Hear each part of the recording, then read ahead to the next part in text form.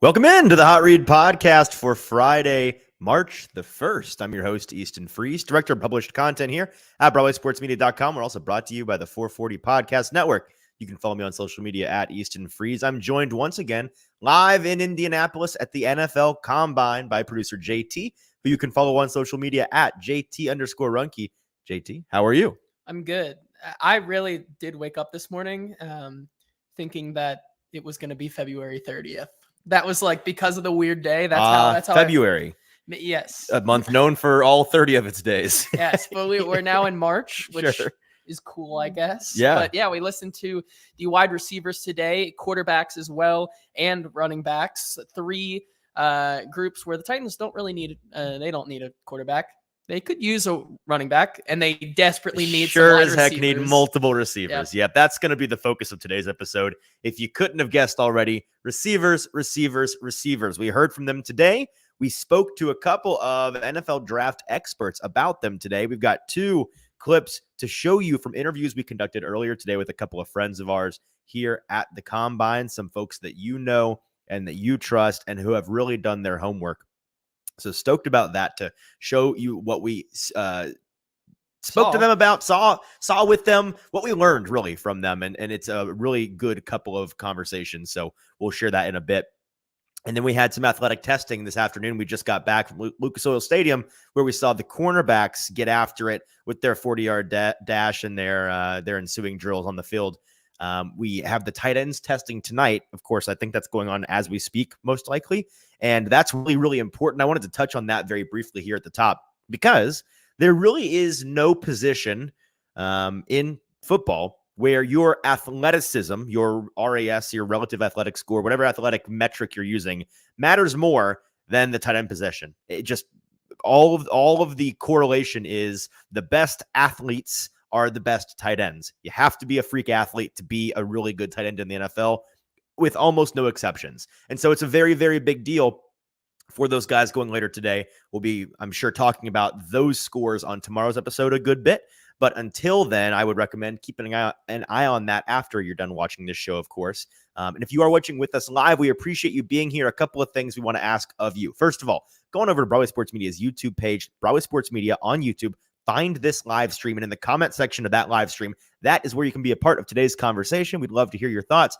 DP and Derek already with us. Appreciate you fellas tuning in with us live. And if you are with us live, do us a favor, hit retweet, hit subscribe, hit like, copy the link, send it to your grandma, whatever you can do to help us get as many people in the chat, as many live eyeballs on this show as humanly possible. We would really appreciate you helping us out in that way. Okay. JT, let's start with the receivers we spoke to this morning, and then we'll get into the two interview clips that we have. We can start with the two most known quantities for the Titans. That is, of course, Marvin Harrison Jr. out of the gate this morning, not showing up to his podium. An NFL representative came out and said, he's not here. He is not coming. I have no further information. He is here in Indianapolis. We got confirmation later that he was doing his medical testing. So there's that. But he just chose not to do the talking, which is very wide receiver of him. Maybe I think some folks would say that's a red flag. That means he should drop to 7. Good luck with that. But we did speak to Rome Odunze out of Washington and Malik Neighbors out of LSU, two guys that are really, really talented receivers, two of the three upper echelon in this class, and two guys that the assumption is at least one of them may very well be available for the Titans at 7. JT, what were your overarching thoughts on what we heard from those two guys today?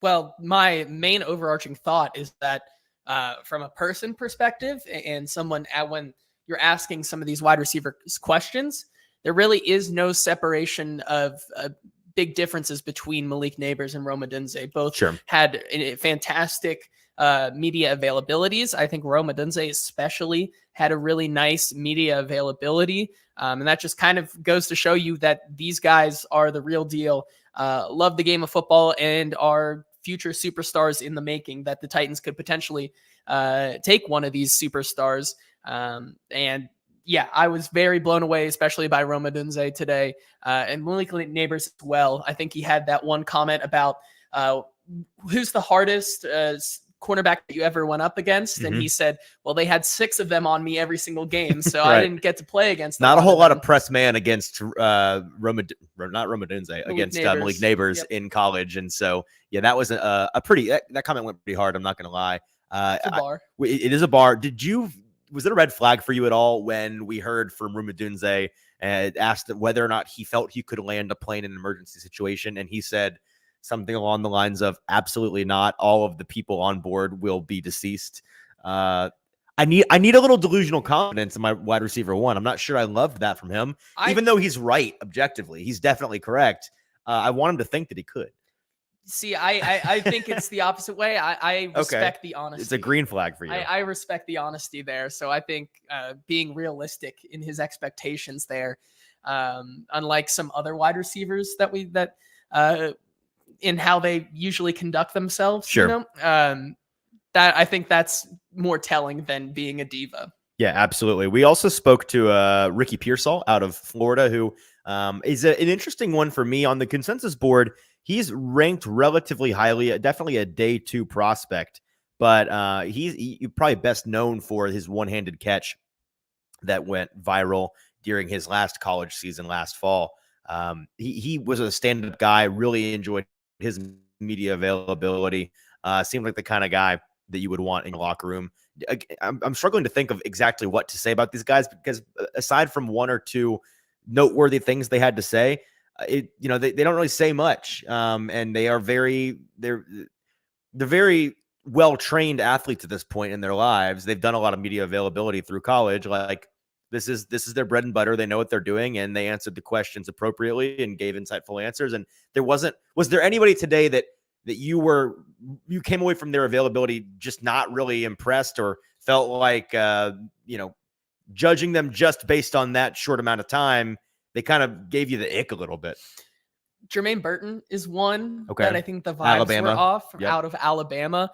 He's a guy, I believe, we were talking to our good friend Nick Suss of the Tennessean earlier today about him. And when he said, it's a kind of a softball question to ask these wide receivers, what makes you stand out amongst the other ones? Right. And I believe his response to that was simply, it's a great quote. Yeah. I'm different. Right. I'm different than all the other ones. And I think he said, everybody is always doing the same thing. Not me. You won't catch Jermaine Burton doing the same thing as everybody else ever. Won't catch him dead doing it. Yeah, that was a good, I think, a good encapsulation of what he had to say. I can understand coming away from that press conference a little bit turned off by him. He's an interesting one that you'll hear in our clip with Trevor Sikkema, head of draft content over at lead draft analyst, I believe, over at PFF, who we had a chance to sit down and speak with today. He's a really talented receiver, Burton is, but there seems to be something about him that just doesn't click for some folks. So I guess this is as good a time as any for us to go ahead and dive into that interview. Just a short clip. We spoke with Trevor quite a bit about some other things that we'll have on the show tomorrow when we're focused more on the offensive line side of things with the Titans. So we're saving that portion of the interview for tomorrow's episode. You'll have to tune in then to see it in its entirety. But for now, let's play the question I asked him. Again, this is Trevor Sikkema, head of draft content over at PFF. I asked him about late day 3, primarily receivers that he thinks could be steals of this draft. On the receiver side of things, later in this draft, are there any guys that you have studied that just pop as, this guy might be on day 3, and I think somebody's really going to get away with murder here? Like, this is crazy that this guy is available here. I think that he could be an impact player early in the NFL. Dude, there's a lot. There really are, and I don't think that all of them are going to work out just because it's a numbers game. Sure. It's just like I don't think so. But guys like Jermaine Burton from Alabama, I'm way high. I have a second round grade. Why aren't people talking? I have a second round grade on Jermaine Burton. I hear nothing about. I hear absolutely nothing about. And look, he's got a little bit of a temper. He plays a little bit fiery, sure. So I wonder if maybe if he was a little bit of a headache for Alabama or Georgia. So that's why I wonder, because, and I'm not saying that he is. I don't know for sure if he is. I haven't met him before. But his tape's too good for us to not be talking about him at all whatsoever. So Jermaine Burton is one. I like Anais Smith from Texas A&M as well. I think he would be a really productive player, super versatile player. I like Jamari Thrash, even though he's not the fastest dude in the world. Just the subtleties of how great he is at tracking the ball deep, and we saw that at the Senior Bowl as well. I think that those are a handful of players that immediately come to my mind, that it's like, man, just because of, again, a numbers game. I think they might be available early parts of day 3 who might end up being super productive at the league. So appreciate Trevor obviously doing that with us. And again, a lot more from him in our interview with him on tomorrow's episode, talking about the offensive linemen. He mentioned 3 names there: Jermaine Burton, Jamari Thrash, and Anaya Smith out of A&M. And they are in that order on the consensus board. You've got Jermaine Burton out of Bama at 88 overall, but peaking nationally in mocks at 40. So certainly somebody that is rising. And I would be surprised if he is still there on day 3. I think he's going to be a mid to late day 2 selection. But the other 2 guys, Jamari Thrash out of Louisville, 128 overall, a 4th round selection as projected right now. And Anaya Smith, 155. I think 155 is 5th round. Yeah, 5th round projection. Smith's an interesting one because we saw him at the Senior Bowl. He's somebody that our buddy Danny Kelly, who you'll hear from in just a minute, Danny Kelly, lead. I don't know if he's lead. He's a draft analyst with The Ringer.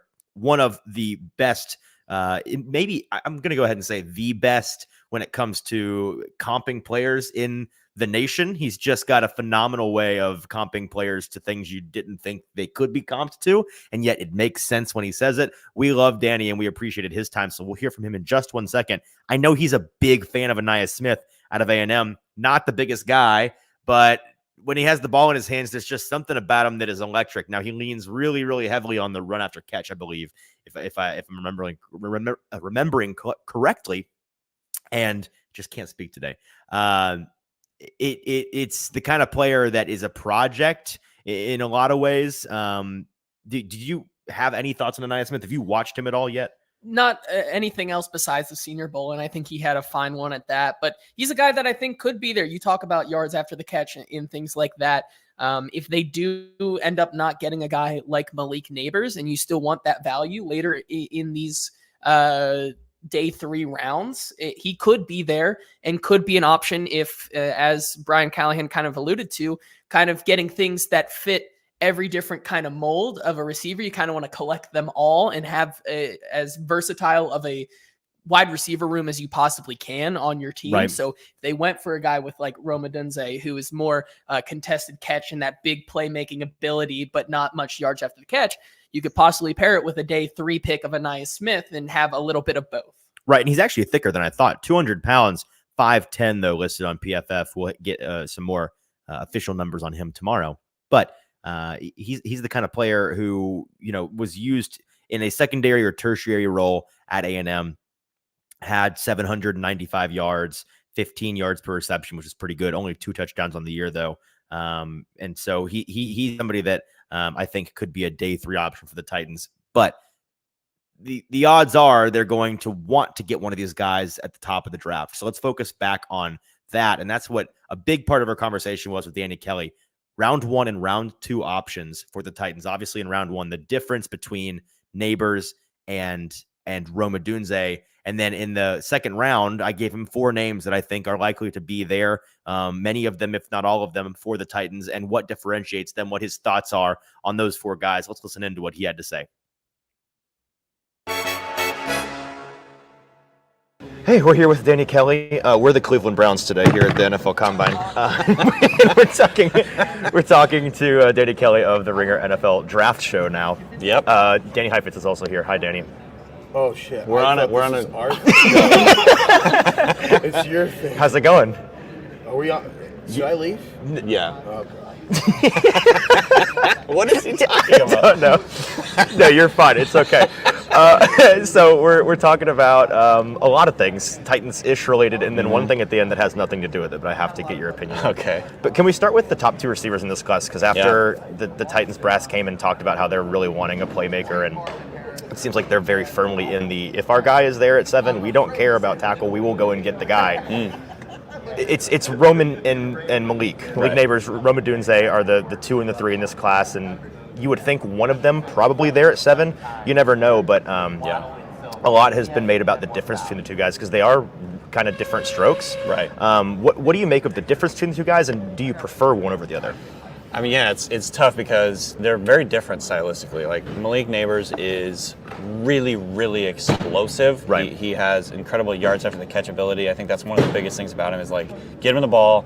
He can make guys miss. He can like annihilate pursuit angles, just run past people, touchdown from any place on the field kind of guy. And you know, he moves around the formation. I think lined up in the slot around 50% of the time, 50 to 60% of the time. So he's like kind of all over the formation. I would say the one thing that is kind of like a question mark on his profile is that he, in that offense, didn't have to like beat press all the time. He's kind of given like free releases. A part of that is because he's so fast, like teams are just not going to get up in his face and press him. But that's kind of like the one question mark. But yeah, what did he say today? Where it's like I faced 6 DBs a game. I don't know which one of them are good. Yeah, right. And so like his speed is the big thing. He's just incredibly explosive player. And then on the other side, Odunze is a different player. He's like an X receiver, big, physical, wins at the catch point. Like his contested catch rate was like ludicrously high, like 70%, something like that.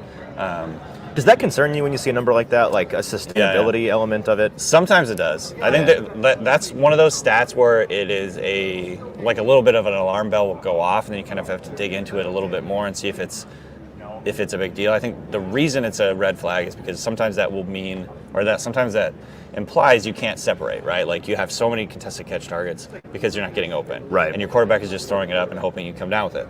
I don't think that's the case with him at all. He's really twitchy in the short area.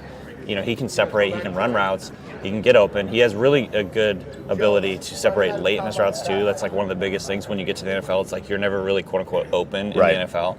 So yeah, he has that. I would say he is much more of a traditional X receiver where, you know, he's going to be the big time red zone weapon. He's going to be the big time throw it to him, get open on third down and get a first down type of guy. Right. You know, kind of like in the DeAndre Hopkins mold. I think like that archetype of receiver. And so, yeah, I mean, they're different styles, and it just kind of depends on what you're looking for. Maybe the Titans want a guy more like Neighbors because they have Hopkins right now. Of course, he's not going to be around forever, but and then on the other hand, maybe they don't want Neighbors because that's a little bit what like kind of redundancy Burks is like, you know, like long term, like a explosive guy that'll take the top off of defense, not necessarily super nuanced as a route runner yet. So I don't know. It's going to be interesting. I think, you know, if I'm leaning one way or the other, I'd probably go Neighbors just slightly. Right. But again, I think, you know, there's so many variables here. Like, is Will Levis the long term? You don't necessarily need to get a guy that like matches up with Levis because we don't know for sure if he's going to be around forever. Well, at this point, just talent would be like of any kind would be nice, right? Exactly. Do you see them both as guys worthy of a top 10 selection, or yeah, I think so for sure. I mean, right now I think Odunze at 6, and so and he's my third receiver. Right. So like these guys, this is a really good receiver class, especially at the very top. You know, I think all three of these guys have potential to be superstar type players in the NFL, like over 1,000 yards. The Jamar Chases of the world type players, where you're getting a true number 1 receiver on your team. And so, yeah, absolutely, top 10 pick. I think the other thing is there's not a lot of defensive players that are like quote unquote top 10, you know, type talent. It's going to be receivers, tackles, and quarterbacks, and kind of how those stack up will kind of tell you. But I do think, you said it earlier, I think there's a pretty strong chance that Odunze or Neighbors is there at number 7. So that's going to be really interesting to see how that all plays out. Philosophically, like it seems the consensus is you have these top 3 receivers. There's a pretty significant drop off before the next kind of group of guys. With the tackle class, it's a really deep one, and you've got the top guys in Joe Alt and Ola Fashanu, but with where the Titans are at, like, would you approach it from a let's get playmakers in here and do this thing, we'll figure out the offensive line as we go? You know, the kind of lazy comments like, oh, you know, Brian Callahan coming from the Bengals where they did the whole thing with Jamar Chase. You remember the meme? Yeah, exactly. No, it's already making its rounds. It's happening. So does that bother you at all in the context of this class in particular, where maybe they feel they need one of those top 3 receivers and can get away with a early second round tackle? Man, it's so tough. I think like the cop-out answer is like, if you get a really good player at that spot, it doesn't matter. It doesn't matter. Both are good. Yeah. I think maybe it was Callahan said this week that he prefers like the receiver. He alluded pretty to much like, said it explicitly. Yeah, when all things are equal is what he said. Right. Which it's like, do they see it as equal? Is the question. Again, if both of them are going to be star players, this is like the Penei Sewell versus Jamar Chase. Which they would have been fine either way because they both turned into great players. What is going to be a bigger impact? I tend to lean, I don't know, it's so tough. I probably go back and forth every day about this, but I tend to lean that a receiver is going to help your quarterback. The impact, like the relative impact from an average receiver to an elite receiver versus like the relative impact from like an average offensive tackle versus an elite offensive tackle, I feel like I tend to go towards the receiver is going to make the bigger difference for the quarterback. Right.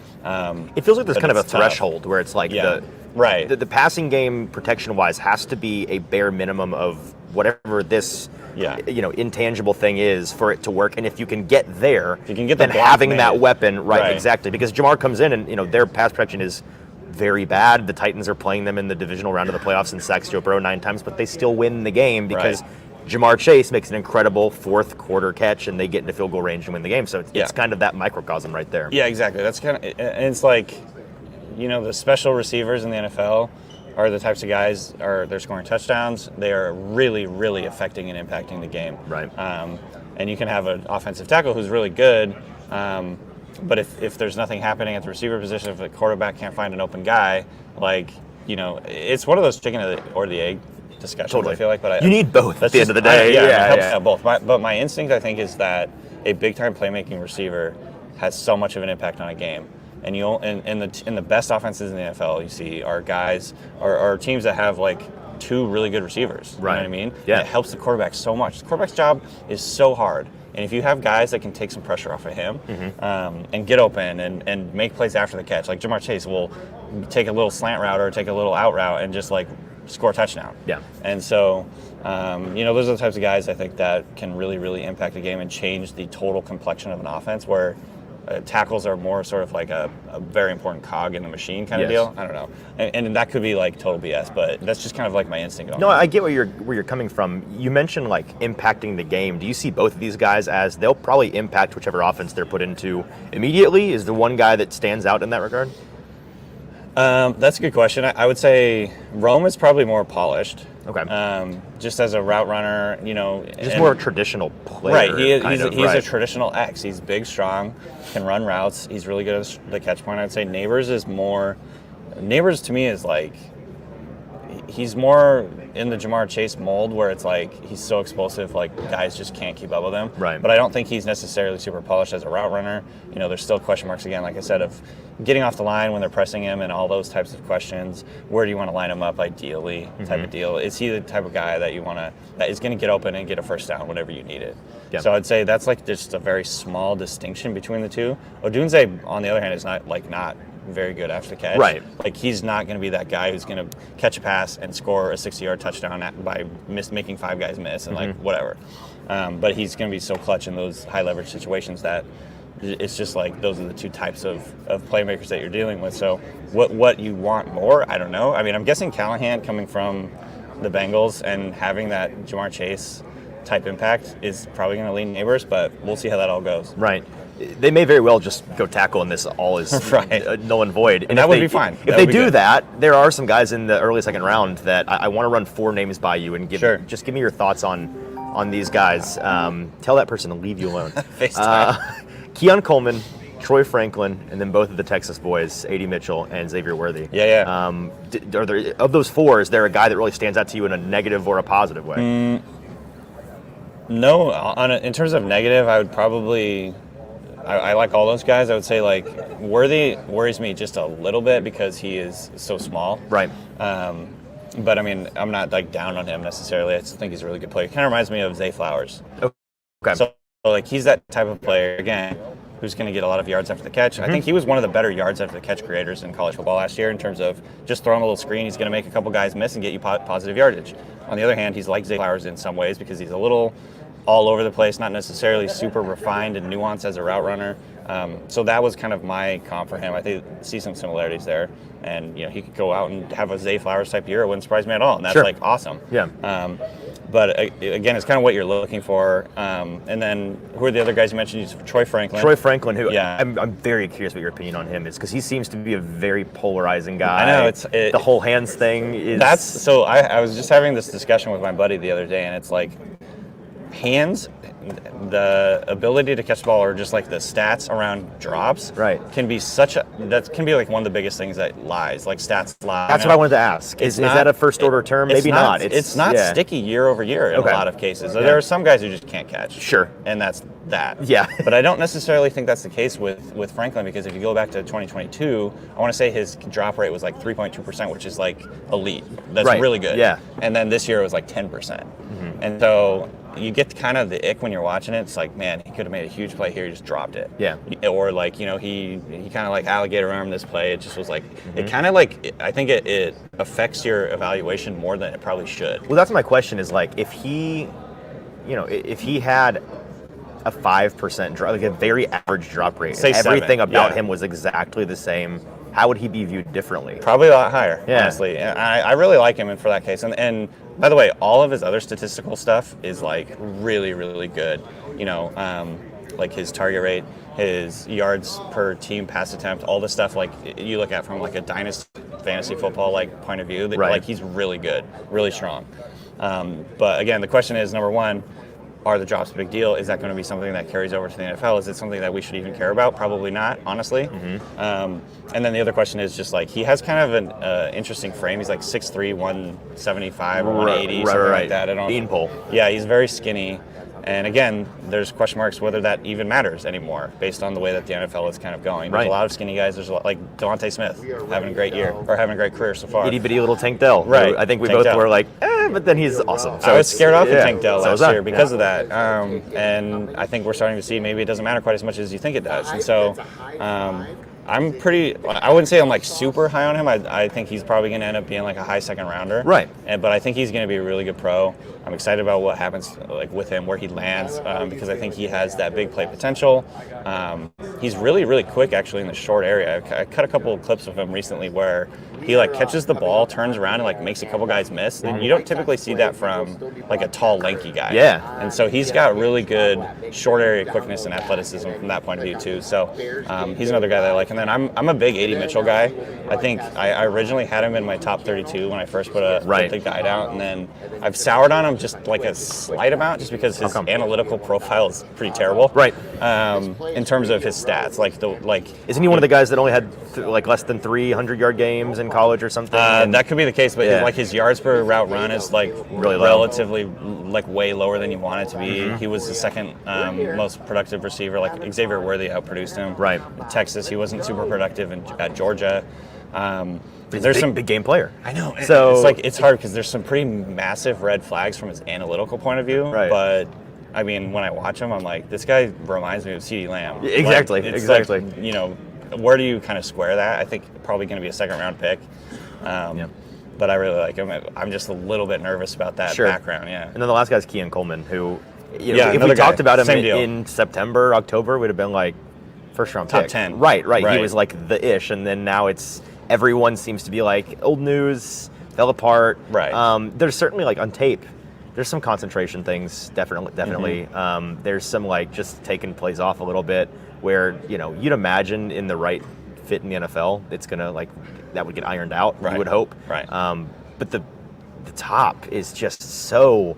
The ceiling is so high. I think on y'all's show a couple of weeks ago, you guys were talking about these receivers, and I think it was Ben Solak who said, if you told me the best rookie receiving season from any of these guys, if it wasn't Marvin Harrison Jr., he would guess it's Keon Coleman. Right. I mean, the pure just explosiveness, like in the short area. I don't know if he's necessarily like got the most long speed, but I think he's pretty explosive in the short area especially for how big he is. He's a basketball player, like a big time basketball player. You can kind of see that in his game. The way he gets open, the way he uses his body to like fend people off at the catch point. Like he has incredible hands. The most like ludicrous catch you've ever seen, of course, on tape. Yeah. The famous one that everyone shares, but I mean, it kind of just shows you like his skill set. He's pretty good after the catch in terms of, like, he can make guys miss. He can jump over guys. There's a famous one of where he jumped over a guy on the sideline. I think the numbers don't necessarily paint that as like he's really good after the catch, but I think he has it in his bag. Yeah. And that's kind of the same deal. It's the same deal with AD Mitchell. Like, his analytical profile is not very good. If you look at like yards per route run and his percentage of the team's pass attempts, it's just like, if you're going purely on an analytical profile point of view, like, he's really low in this class. But if you look at the physical traits, the pure talent, going back to last year at Michigan State, like, he outproduced Jaden Reed. And so I'm like, sometimes like you have to look past the analytical profile. I know some people will just go right by the profile and trust that because our eyes lie to us. Sure. But I don't know, man. With him, it's really hard to ignore kind of like what you see on tape and the explosiveness and the size. And again, it's probably going to matter where he lands, I think, depending on how quickly he'll kind of like hit the ground running. But he's another guy that I'm a little cautious about him, but like, he's super exciting. Sure. Yeah. Okay. Enough about the receivers. Okay.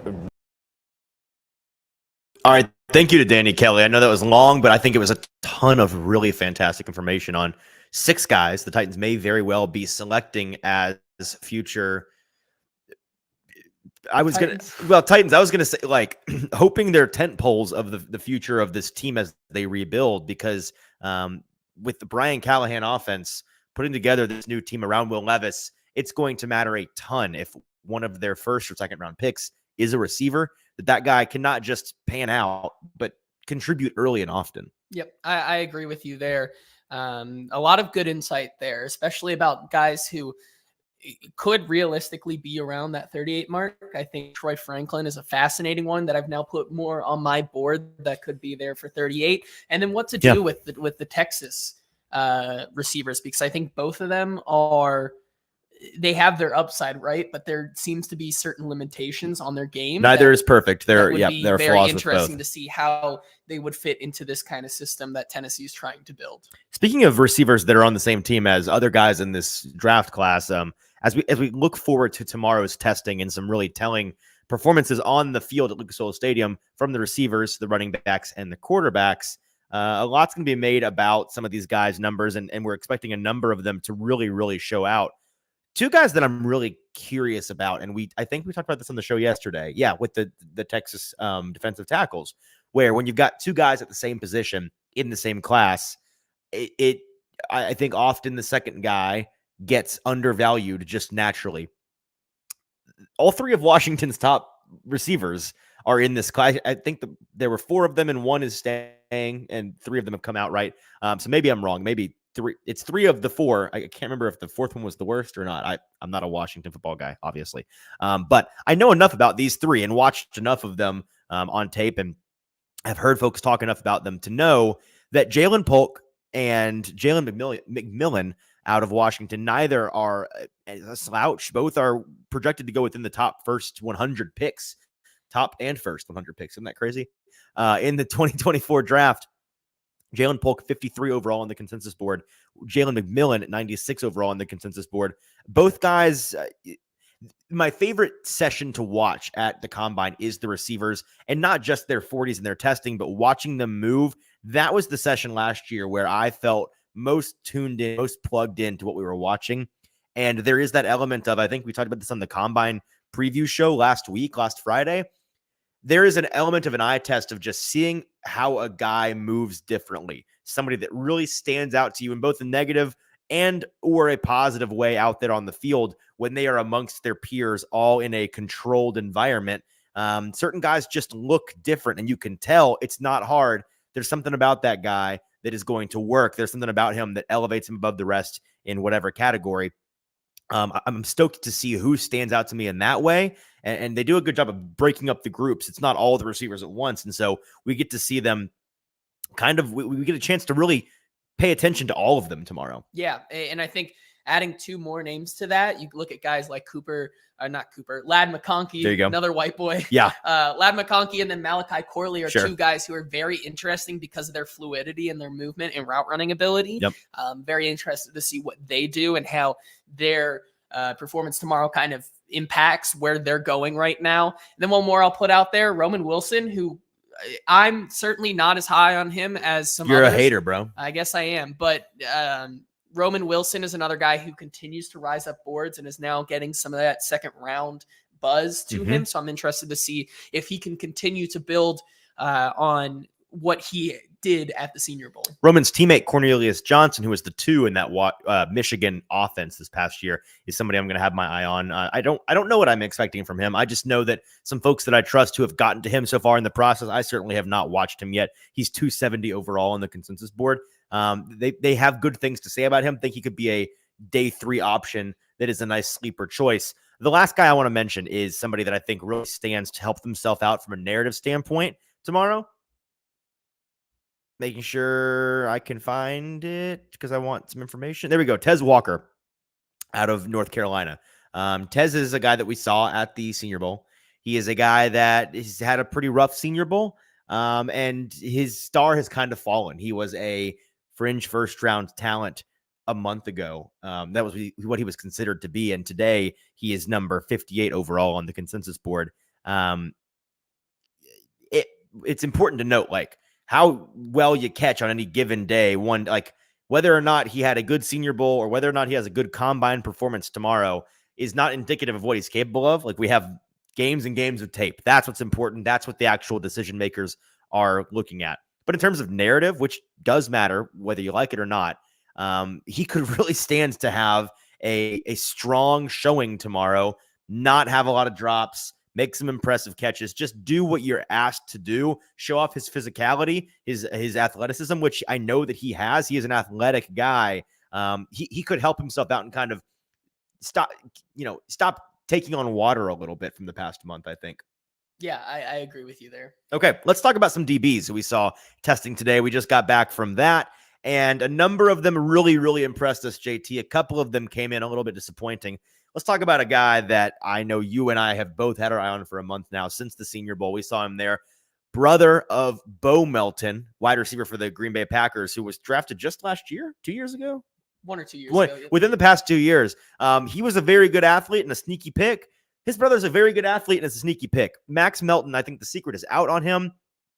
He had a phenomenal day. From a testing standpoint, his RS unofficial comes in at 9.65 out of 10. His size, not the greatest in the world, 5'11", flat, 187 pounds. But man, the guy can move. An elite explosion athlete, an elite speed athlete. Ran a 4.39 unofficial 40-yard dash, which is moving. I think he's gotten himself into the day 2 discussion. I will be surprised if he is there as a day 3 option. And if he is, I can go ahead and tell you he'll be at the top of my board. Yeah, I agree with you there. I think the Max Melton hive is rising right now, yes. And it's a darn shame that the Titans don't have a I wish down Stoney pick. was in here because I know he's a Max Melton guy. Mm-hmm. But yeah, you're couldn't truer words have never been spoken. That it is a shame the Titans didn't have a 3rd round pick because he is a guy that I think is going to be in that conversation. Quinyon Mitchell's another guy. Just let's get these Senior Bowl guys out of the way. We talked about him as potentially cornerback 1 coming out of the Senior Bowl. I think I'm there. He's just got it all. And when you see him, he went to Toledo. Quinyon Mitchell did. He was talked about as a fringe first-round pick at the beginning of February. And then it became, oh yeah, he's going to be a first-rounder. And then it became, he's going to be a top 20 player. And then it became, he might be a top 15 draft pick. And I'm to the point where he may very well be the first cornerback off the board in the top 15. He just does everything so well. He's so sound. He's so athletic. When you see him again, playing at Toledo, didn't always face the best competition. So it's kind of hard from a tape perspective to know exactly what you're getting with him. But at the Senior Bowl, amongst his peers, guys that are much more his equal in that way, held his own and stood out amongst the crowd. And then today out there with those guys, the way he moves, that eye test element, he's just got it. Yep. It's fascinating case study here. I don't think we've ever seen a player just raise their draft stock and rise up as Quinyon Mitchell as quickly. I mean, it's pretty incredible to see that he was a fringe guy and now could be the top cornerback, considering that it has to be just a notoriety thing. The Toledo element, because he didn't become, again, he did not become much better at football in the last month. Yeah, it's not like it's just because of that. If you look at the tape, it's also very, very impressive. Yeah. A couple other guys that were really impressive. How about a Nate Wiggins, cornerback out of Clemson, who had a bit of a scare today with a groin issue after he ran the fastest 40 time we've seen so far. Maybe there's one that happened right now that we missed, but the tight ends? Well, yeah, good point. No, if a tight end beat this number, I need to know who they are so I can make them the first pick. How about Nate Wiggins running a 4.2 9. Just making sure I got that right. 4.29. I didn't know if it was an 8 or a 9. I don't want to short him 100th of a second because the guy was flying. Now he said that he hurt his groin. I think he just pulled a groin on that run. He only ran once, so he could even beat that again if he were to run it again. Unfortunately, he didn't get to today. He has a 9.42 unofficial RAS score so far. Quite tall, 6'1", only 173 pounds though, and so he's somebody that is a 1%er on the weight side of things. A 98% speed though. He's Ka-Chow. He's Lightning McQueen. He's just speed. He's got long, lanky levers, big, long strides. He doesn't look like he's running that fast when he's running. Like fast, but not that fast because he's just taking 6-yard steps at a time. It's really impressive to watch. Yeah, I agree with you. It's not one. I mean, if the Titans were to trade back and take a guy like him, I think I could see Denard Wilson, really being able to use that speed and kind of maybe bulk him up a little bit and kind of focus on his physicality in his play. But yeah, Nate Wiggins is in that discussion. I don't think he's the number one prospect though, but the speed is undoubted. Yeah, no, I'd imagine he's a pretty sure thing to be a first round pick. I mean, where is he on the consensus board? It's 15. 15. Yeah. Okay. So he's probably going to be off the board in that first round. Andrew Phillips, a guy that was a Senior Bowl standout who I know you're pretty fond of, an 8.89 unofficial RAS. Very, very solid from him. Great explosive grades, a 42 vertical, 11-foot broad, had perfectly fine 40-yard dash time. He's just not the biggest guy in the world, only 5'10 and a half, 190 pounds, but he makes up for what he lacks in size with sound technique, as we talked about yesterday. So he's somebody to keep an eye on as a potential day 3 option for the Titans. And then Cam Hart. We want to talk about Cam Hart a little bit. He's somebody that I think people are really catching on to in the same way that you got a Jarvis Brownlee rising up the boards. You got a Max Melton rising up the boards. Cam Hart is catching a lot of attention because I think primarily of his size. He is somebody that is projected to be a late day 2, early day 3 available player. And yet he is 6'3", 202 pounds. Big guy who is explosive despite his size, has an elite explosive grade according to RAS, and a good composite speed grade, a 4.5 flat 40-yard dash, perfectly reasonable. That's somebody that you could really use, and I think it's just an element of rawness with him, where he needs to be molded by a talented secondaries coach who better than Denard Wilson, who has had the number 1 secondary in the NFL the past 2 seasons with 2 different teams. And it's good to note as well that Cam Hart talked a lot about his relationship with Kyle Hamilton, another guy that Denard Wilson has worked with, and that's turned out pretty good. So I'm sure if he were to go to the Titans, Kyle Hamilton, that connection, I think that would help as well. Yeah, absolutely. The one guy we have to mention in a negative light is Ennis Rakestraw Jr., who was, I guess technically is, where is he on the consensus board? He's around top 32. I believe. 30 overall on the consensus board. I don't think that's going to hold. His RAS score came in at a 4.79, which you might say, okay, like there are exceptions to rules. Yes, there are.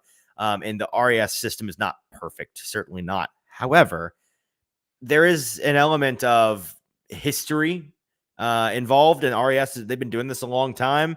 There has only ever been 2 guys in the history of RAS at the cornerback position who have been Pro Bowlers who have had less than a 5 RAS score. And one was a UDFA, and one was a draft pick who went to a single Pro Bowl. So Pro Bowls are not 100% representative, obviously, of how good you are. And RAS is not the end-all, be-all, but he's just not athletic or big enough to justify as a first-round pick, in my opinion. Ran a 4.54 40-yard dash, certainly not a blazer. His explosive grade was just fine, a 10-foot flat broad jump. He's 5'11", 183 pounds, so he's a slender guy, and he's not that tall. I know on tape he put together some really impressive footage, and it's going to get him drafted in the 2nd or 3rd round. But I think that he's probably, of no fault of his own necessarily, hurt himself at the combine more than anything. Yeah, it's tough to see, right? Because then that's that traits versus tape that we've talked about for a very, very long time, especially last year with the Peter Skoronski traits versus tape. Sure. And I think that's the conversation that you have to have with Rakestraw Jr. Yeah, and I think back to last year. Who was the South Carolina, the less impressive South Carolina cornerback Cam I think so. Who we felt no, Cam Smith was the better one, I think. I'll find it, but Darius Rush. Darius Rush, thank you. Darius Rush, a 5th round pick when it was all said and done, I believe, by the Indianapolis Colts, did not even make their final roster after camp. He was somebody that we fell in love with a year ago, probably to the day, at the combine because of how freaky athletic he is. Could an Andrew Phillips be that guy? A Cam Hart be that? Cam Hart's probably the best example. Big, physical, explosive, great speed. Very, very possible. Like, that's just sometimes you're a great athlete, but you're not a good ball player. Them's the breaks. And could an Ennis Rakestraw Jr. be a guy that is an exception? Yes. But in general, you have to take these things into consideration. And so I think that these are important data points, and it informs where we have these guys on our boards. Yep. All right. I think that's it for us today. Tomorrow, we'll have the most to talk about, primarily because we'll have more interviews. We will have offensive line quotes from the morning, which are the quotes I'm most looking forward to, because offensive linemen, you never quite know what you're going to get from them. Sometimes it's a brick wall. Sometimes it's a whole lot of words. And sometimes it's some interesting comments. So I hope we get a little bit of all of it in the morning. And then the biggest testing day of the week, the testing for the wide receivers, quarterbacks, and running backs. I'd imagine tomorrow's show begins later just because we're not going to want to skip out of that testing early. We're going to see as much of it as possible. So stay tuned on @HotReadPod on Twitter for updates on when we're going to go live. If I had to guess, somewhere in the 6 to 7 o'clock hour Central Standard Time. If it's earlier than that, we'll let you know on @HotReadPod on Twitter. Also follow that social account, same handle, @HotReadPod on Instagram and on TikTok. JT, it's been a pleasure. Folks, make sure you're subscribed at Broadway Sports Media's YouTube page, as we have one last live show coming to you live here from Indianapolis at the 2024 NFL Combine. Until tomorrow, I'm your host, Easton Freeze, from producer JT. This has been the Hot Read Pod. We'll talk to you tomorrow.